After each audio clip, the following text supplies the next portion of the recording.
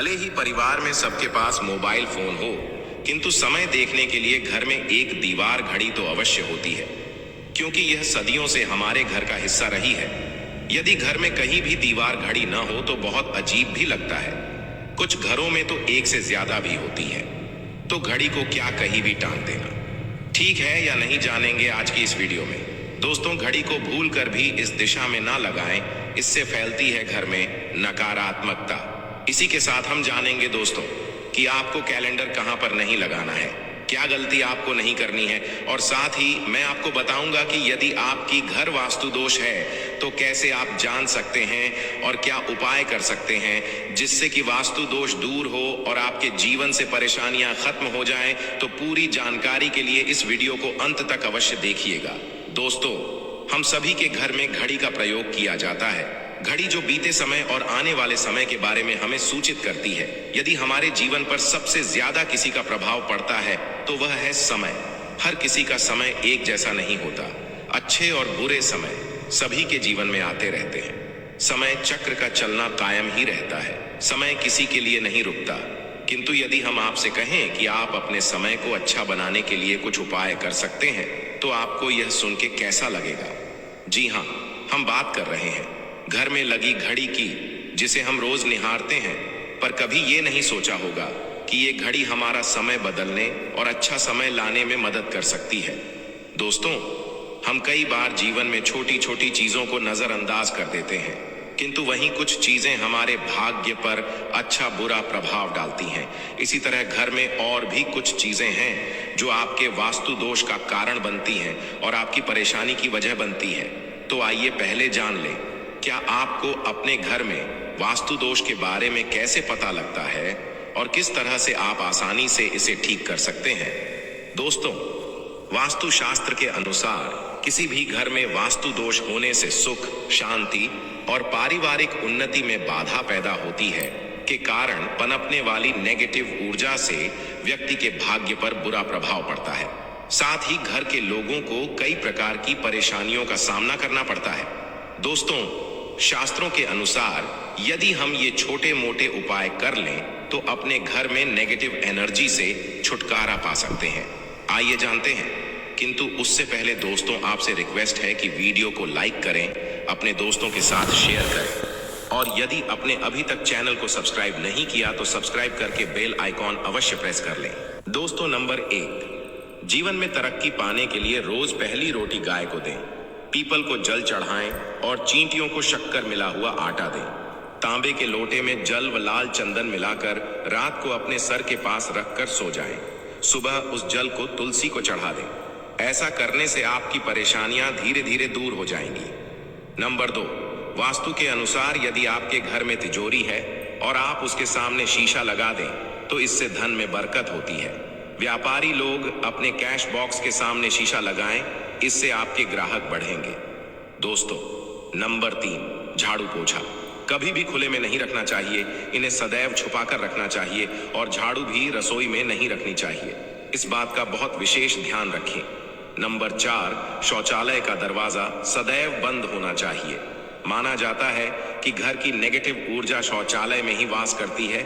ऐसे में यदि शौचालय का दरवाजा खुला रहता है तो नेगेटिव ऊर्जा आपके घर में प्रवेश करती है। नंबर 5, घर में सुख शांति के लिए कपूर को घी में डुबाकर सुबह शाम जलाना चाहिए। इससे घर में वास्तु दोष भी कम होता है और घर में रह रहे सदस्यों के जीवन की परेशानियां कम होती हैं। दोस्तों, नंबर 6, दुर्घटना से बचने के लिए शाम को हनुमान चालीसा के पश्चात कपूर अवश्य जलाना चाहिए। नंबर 7, घर में जिस जगह वास्तु दोष हो वहां कपूर की 2 टीकियां रखें। खत्म हो जाने के पश्चात वहां दोबारा इसे रखें। नंबर 8, सूर्य अस्त के पश्चात कभी भी किसी को दूध, दही या प्याज नहीं देना चाहिए। ये भाग्य में बाधक भी बन सकता है। नंबर 9, घर के मुख्य द्वार पर कूड़ादान कभी भी ना रखें। नंबर 10, घर में टूटा हुआ कभी भी नहीं होना चाहिए। नंबर 11, अच्छे भाग्य के लिए सुबह नहाते समय पानी में थोड़ा सा कपूर का तेल मिलाएं। शनिवार को चमेली का तेल भी मिला सकते हैं। नंबर 12, लक्ष्मी की कृपा पाने के लिए रोज रात को रसोई अच्छी तरह से साफ करके चांदी की कटोरी में कपूर और लौंग जलाएं। यह प्रक्रिया रोज की जाए तो घर में बरकत बनी रहती है। और माँ लक्ष्मी जल्द ही ऐसे घर से आकर्षित होती है, ऐसे घरों से नकारात्मकता दूर रहती है। दोस्तों, नंबर 13, घर के सोने वाले कमरे में पौधे नहीं लगाने चाहिए, इससे के ऊपर नेगेटिव प्रभाव हावी हो सकता है। नंबर 14, घर में पौधे लगाते समय पानी में सेंधा नमक डालें। सादे नमक का भी आप उपयोग कर सकते हैं, किंतु दोस्तों ज्यादा फलदायी होता है, आपको शुभ फल जल्द ही प्राप्त होंगे। दोस्तों, घड़ी की सही दिशा आपके जीवन को भी सही रास्ता दिखाने में मदद कर सकती है। इसके अलावा को किस जगह लगाना चाहिए और किस जगह पर नहीं, ये भी हम बात करेंगे। सबसे पहली बात जिसकी हम बात करेंगे वो है दोस्तों घड़ी का आकार, यानी घड़ी की शेप। दोस्तों, वास्तुशास्त्र के अनुसार गोलाकार की घड़ियां अंडाकार घड़ी सबसे उत्तम मानी जाती है, पर आजकल देखा जा रहा है कि बाजार में कई प्रकार की घड़ियां मौजूद हैं जिसमें घर के सदस्य या भगवान की तस्वीरें और फोटो भी लगी होती हैं। किंतु दोस्तों, आपको बता दें कि घड़ी के साथ तस्वीरें लगाना बिल्कुल भी सही नहीं है। आपके घर के सदस्यों के जीवन पर समय का प्रभाव देखने को मिल सकता है और भगवान की तस्वीर घड़ी में बिल्कुल भी नहीं लगानी चाहिए, क्योंकि भगवान की तस्वीर को रोज धूप, दीप, अगरबत्ती और पूजन की आवश्यकता होती है और घड़ी तो कई महीनों तक धूल में पड़ी रहती है। इससे भगवान का अपमान होता है, ये शुभ नहीं माना जाता। हो सके तो घड़ी का आकार और अंडाकार ही पसंद करें। घड़ी का या अंडाकार होना हमारी पृथ्वी के आकार को दर्शाता है, जो को और घड़ी में नुकीले कोने होते हैं और वास्तु के अनुसार नुकीली चीजें नेगेटिव ऊर्जा का संचार करती है। दोस्तों, अगली बार जिसका आपको ख्याल रखना है वो ये है कि घड़ी को स्वच्छ रखें, साफ सफाई का ध्यान रखें, धूल ना जमा होने दें और कहीं से भी घड़ी टूटी फूटी नहीं होनी चाहिए।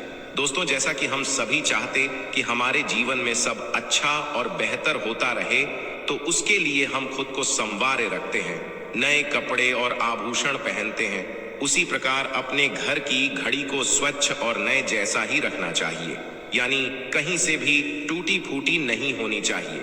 समय समय पर घड़ी पर छड़ी, धूल और झालों को साफ करते रहें, जिससे आपका भाग्य भी धुंधला नहीं पड़ेगा। दोस्तों, कई घरों में आदत होती है कि पुरानी गाड़ी को बनवाकर ही चला रहते हैं। एक जगह नई घड़ी आई तो पुरानी किसी और जगह लगा देते हैं। ध्यान रखें, घर में पुरानी या फिर टूटी हुई या धूल छड़ी हुई और बंद गाड़ी तो बिल्कुल भी ना रखें, क्योंकि इससे घर में नकारात्मकता और दरिद्रता का वास होने लगता है। बंद पड़ी घड़ी को घर में रखने से व्यक्ति के जीवन में नए अवसर नहीं आते और वह अपने कार्य में कामयाबी प्राप्त नहीं कर पाता। अगली बात जिसका आपको ध्यान रखना है वह है घड़ी की सही दिशा। घड़ी को कभी भी दक्षिण दिशा में नहीं लगाना चाहिए। दक्षिण यमलोक की दिशा मानी जाती है। काल का अंतिम चक्र यहीं से शुरू होता है, इसीलिए वास्तुशास्त्र में इस दिशा को घड़ी के लिए अशुभ माना गया है। घर में घड़ी को उत्तर दिशा, पूर्व दिशा या पश्चिम दिशा में आप लगा सकते हैं, किंतु ध्यान रखें कि घड़ी को कभी भी मुख्य द्वार, कमरे के दरवाजे या आने जाने के लिए उपयोग किए जाने वाले दरवाजे के ऊपर भी नहीं लगाना चाहिए। इससे समय आपके आने जाने की गति और दिनचर्या पर पड़ सकता है। दोस्तों, घड़ी के साथ कैलेंडर का भी ध्यान रखें। जहां घड़ी समय का प्रतीक है, तो वहीं कैलेंडर उससे जुड़ी तारीखों का लेखा जोखा बताता है। कैलेंडर को पूर्वी और उत्तरी दिशा की दीवार पर कभी भी नहीं लगाना चाहिए। ये इससे वास्तु दोष उत्पन्न होता है और कृपया करके अपने घरों में नए कैलेंडर के साथ पुराना कैलेंडर कभी भी ना लगाएं।